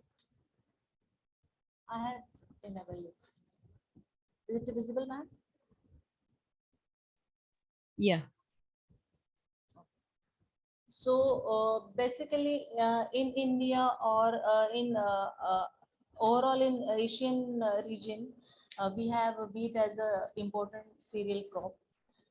So chapati, which is made from the whole wheat, is the staple food in India, in Maharashtra, in all other states of India also. Now, so far, various research workers have developed the test baking procedure for different traditional products with respect to all its overall sensory qualities. Like we can say it is either chapati or roti or pasta or bread or biscuits and other baked goods which we can make from the whole wheat. So if you can see over here, this is the kernel of the whole wheat. That means actually the wheat seed, we can say. So it is consisting of the endosperm, bran, and basically the germ. So germ is basically used for the germination of the wheat, but the flour which we are getting is from this white area, which is called as the endosperm, you can see. And the bran, it is also can be used. It is also used for extracting the oil or other protein supplement making, etc. But actually the chapati which we make is from this endosperm. And actually on this, using the endosperm, uh, I mean the floor. There are various techniques so far they have studied so far, the basically the characteristics, the physiochemical characteristics by the researchers so far, so that we will get at the end the fine product. Fine product means in terms of which we call it as a quality of chapati, in terms of the fully or completely puffed chapati, which is having a wheatish color or creamish color, wheat aroma, and when you eat it or when you chew it, it is very soft. Okay, so these are basically the qualities, and these qualities are determined from the endosperm, that means the floor of the wheat. So it also consists of various factors like what is the size of the wheat flour after milling, then how much is the water absorption quality of the wheat flour, how much is the protein quality, that means the gluten content. Basically gluten is nothing but the protein in case of wheat. So it based on that also, and based on that the various researchers in India specifically, in Punjab, Madhya Pradesh, Maharashtra, also I have referred few papers which are from Pakistan also, because it is our neighboring country and they also have chapati as a staple food. So there are lots of research going on to basically formulate a method to find the test, I mean the best quality of chapati. I'll go to the next page. Sorry ma'am, there is a glitch, so I cannot go on the next page, so I have to just come out of this presentation mode.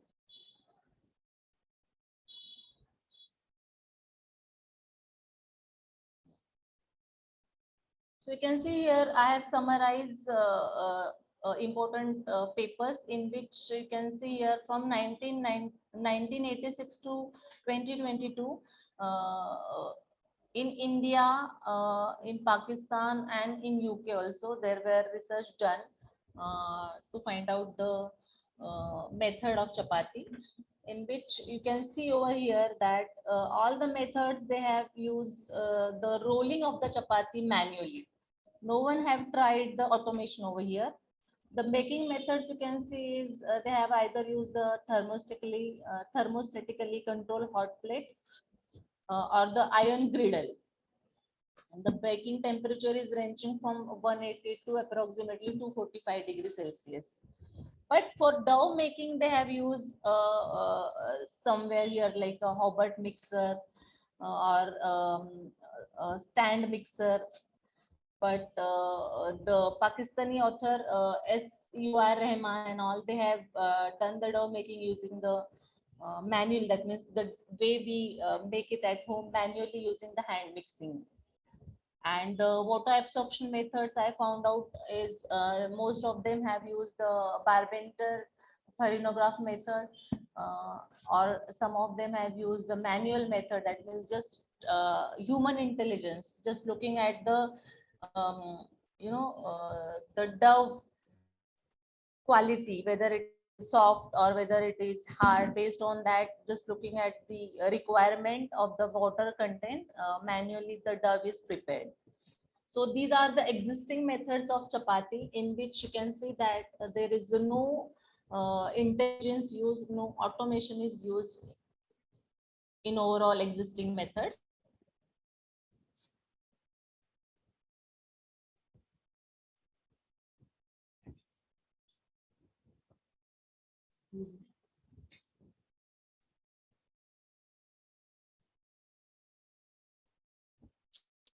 And this is one table in which the chapati and the other food cooking, in which the different new techniques are also there, which I have tried to put in a table. So chapati, you can see over here, is having the our traditional way of cooking. Sorry to interrupt you, Ms. Shada. Can we go to your actual contribution? Yeah.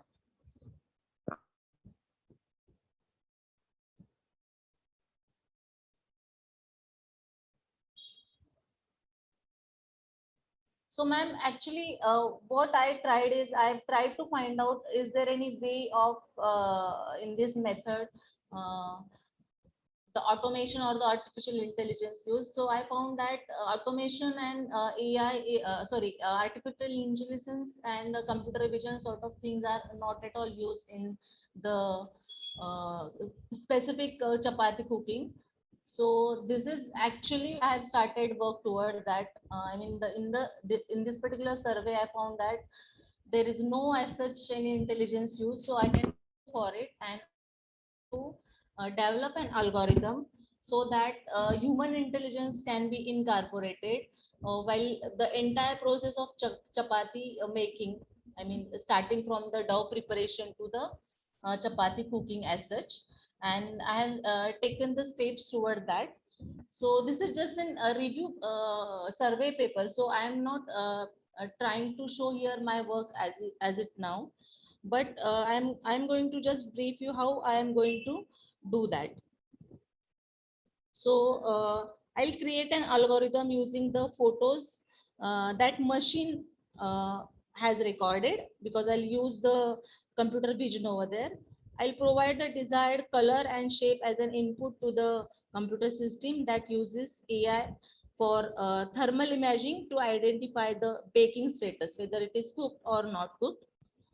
Then cook the chapati until it is fully cooked based on the AI's output. That means it will give the feedback whether it is completely cooked or not. Okay. And once it is done, it will give us, I mean, yeah, it is completely cooked, and the final product, you can say it is done. Chapati is done. So this is what is my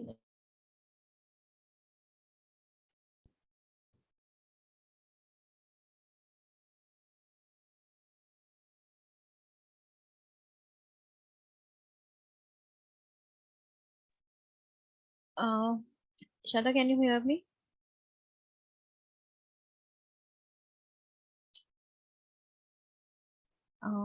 Vishada, are you here in the meeting? I think so. No, she left the meeting, ma'am. All good No, then. no, yeah, she is here. Hi Shada, can you hear me?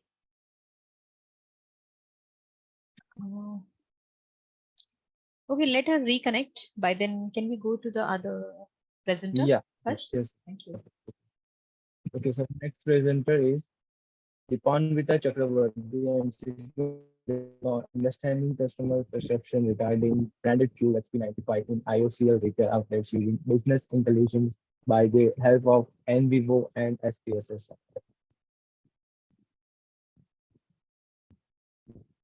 Is it now visible, ma'am? Yeah, we can see your fingers. Yes, yes. Yeah, Now please it's begin. Please make it close. Thank you so much. So, good afternoon to all. Today, my topic is understanding customer perception regarding branded fuel XP95 in ICL retail outlets using business intelligence by the help of NVivo and SPSS software. My co-authors are Dr. Bhavnang Shagir, Mr. Rodrin Chapra, and Mr. Shomakantidana. And so IOCL, our project affiliating organization, was IOCL, who is the highest ranked Indian energy PSU in Fortune's Global 500 listing, with a vision to become a globally admired company. And the product that we were judging, that was XP95, a substitute of petrol, or you can say a better quality petrol. The objective was twofold. One is that understanding whether customer awareness was there about the product, and the second one was about the customer perception regarding the product before the promotional strategies. So based on the objective, we wanted to frame the research question like the following, like how do customers perceive the performance of XP95? We collected both the primary and secondary data. Cross-sectional descriptive research design framework was used, and primary data was collected through a structured questionnaire from 1,000 customers who visited IOCL retail outlets.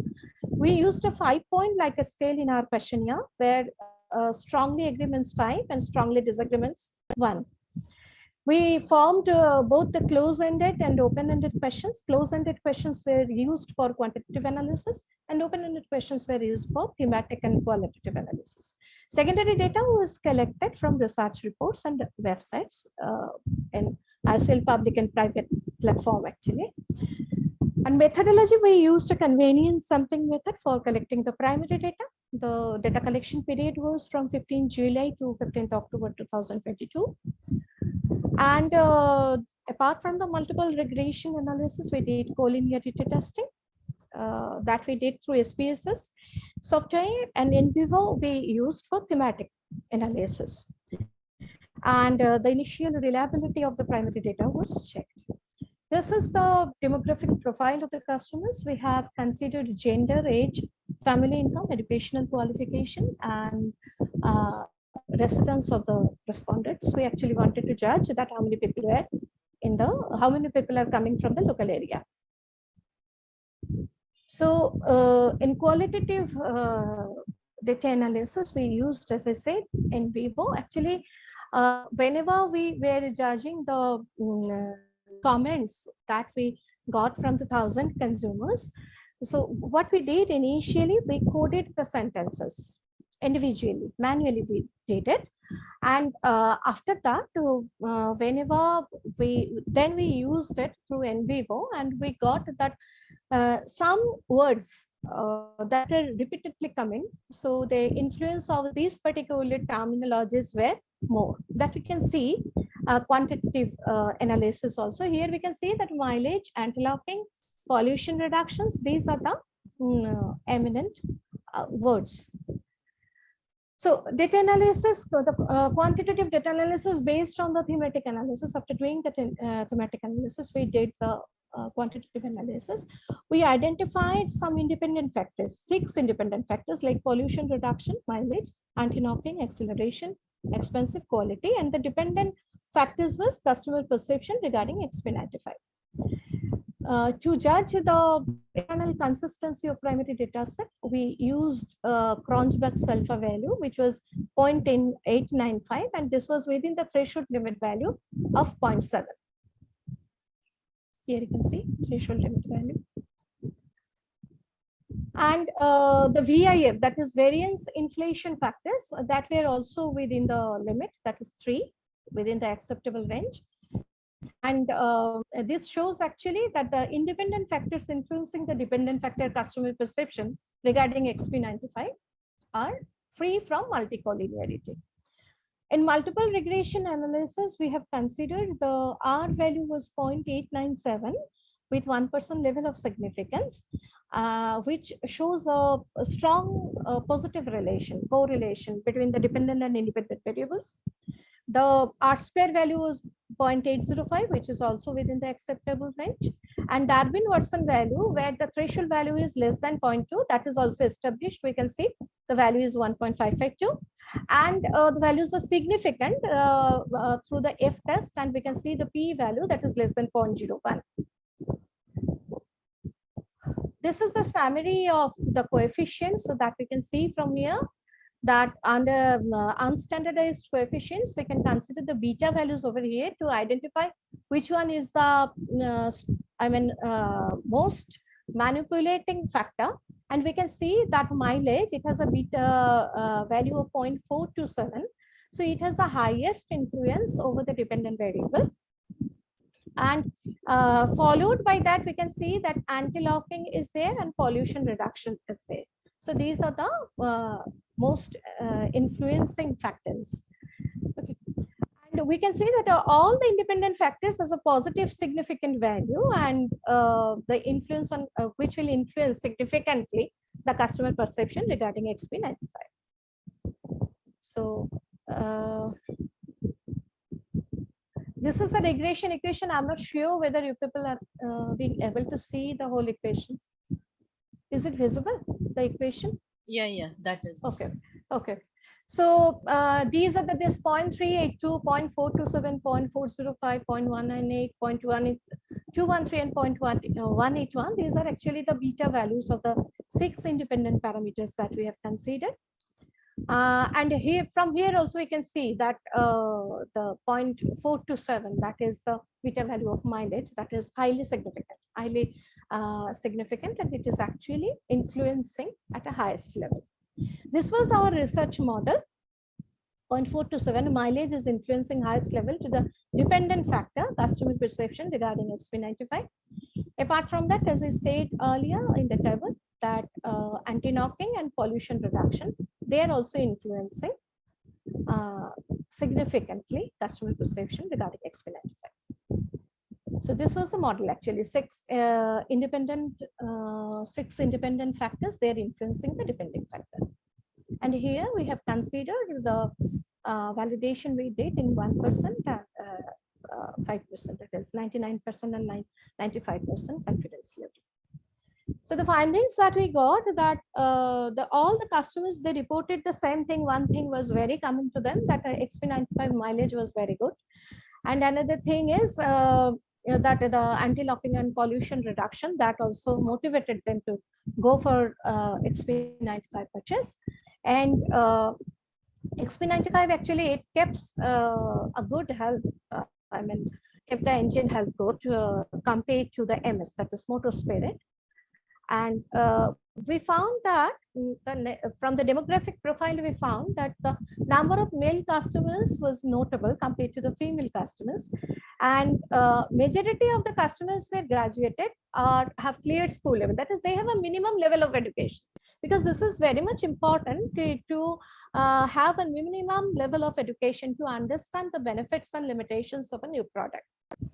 Maximum people were aware about the XP95. So whatever promotional strategies were taken by ISU, that was effective. So in conclusion, we can say that drivers of high-end cars and bikes, especially the sports cars, they started using XP95. But the regular two-wheelers, they are still preferring the normal petrol because of the lower price. So price is a issue. That is the challenge for XP95.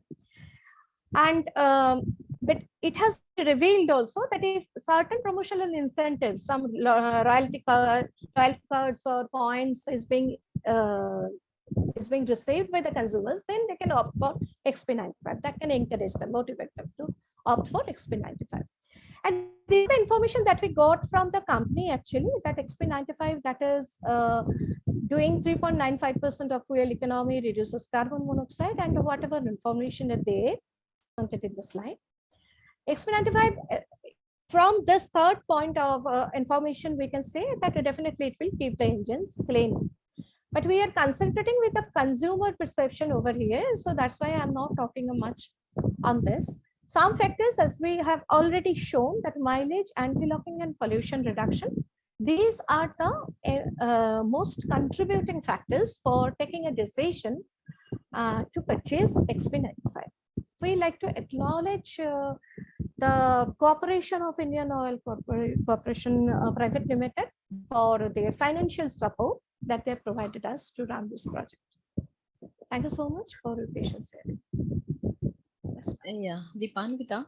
Yes, yes. It was very informative, the topic that you worked on, you studied, and you did your experimentation with a clear cutout results and with a solid conclusion probably. And it was at least new to my horizon, and I have understood thanks to your presentation. So I would like to thank you for it, and my best wishes to you for your further extensive work. Thank you so much. Thank you, dear. Thank you, Deepanvita, for your wonderful presentation. Thank you so much. Ma'am, Sharda is here to conclude her presentation. Yeah, Shada, it was done, I guess, from your side, right? And you told that some AI technique you were about to impart, the roti making. Shada, are you here? Yes, sure. Can you hear me? Yes, ma'am. Yeah, as I already. Oh, no worries. That happens, and we are used to. So that's absolutely not an issue. So Shada, I felt that the topic was very close to heart of every ladies. So it was indeed a very good invention. If you can really come up with some product, which on the basis of some AI technique, if it can help in our kitchen and in our day-to-day work. So I wish all the best wishes to you for your further research. Thank you very much, ma'am. I know that there are so many hurdles to do this because there is one company in Singapore, I mean, the Maharashtrian lady and her husband, they have did at least 8 years work on that. But again, it was like automation in which you cannot have the same taste as we get it at home, the layered and the soft chapati. So my actually motivation is that to make a product like that. Okay. Let's say this is just a start. I have started right now. It's a very long way to go. Exactly. We may have to witness few more years to get it in our hands. Yeah. Yes, ma'am. Okay, good work, Chada. Yeah, thank you very much. Thank you. Okay, so we have complete all the presentations in this session. Now, I sincerely thank our authors for their excellent presentation during this session, and all the participants for being a part of this international conference. I hope this session was informative enough to all. And now, on behalf of whole team, thank you for your support during this version and the previous version of this conference, and we'll be happy to have you all in the next version of this conference in 2024. Moreover, all the papers have been already followed this finger, and all the participants will be getting the digital certificates through email within 2 working days. Further, the publication will be live within 5 to 6 months. Kindly cooperate with Team ICTIS 2023. Now, I also thank our session chair for chairing the session. Ma'am, there is one token of appreciation to the chair on behalf of Global Knowledge Research Foundation and Team ICTIS 2023. Thank you so much, Harsh. Thank you. Thank you, ma'am, for your valuable presence here. And now, in the end, I would like to request you all to turn on your camera so we capture a good virtual memories of this conference.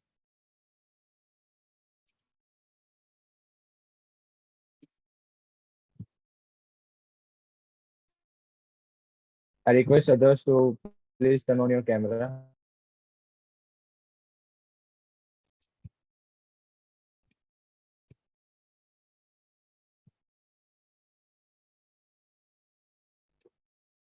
Yes. Thank you. Thank you, everyone. Thank you, ma'am, once again. Thank you. And thanks to all the participants.